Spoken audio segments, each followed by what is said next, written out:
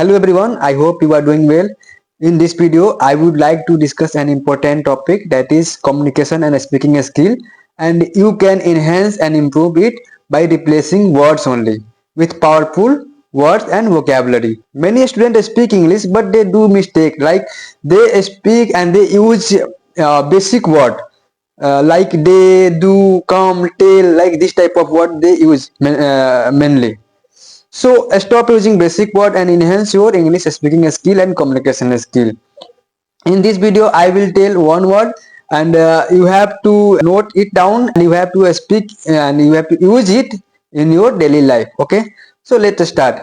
Let's take one word, that is get. You know get, G-E-T.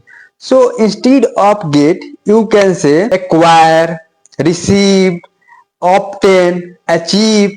This type of word you can say instead of get. Okay, so take one example.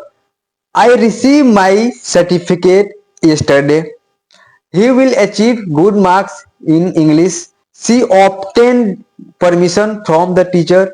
So stop using basic word and enhance your speaking and communication skill by replacing with powerful word and vocabulary. Thank you for watching this video. We will meet in next video. Till then, goodbye.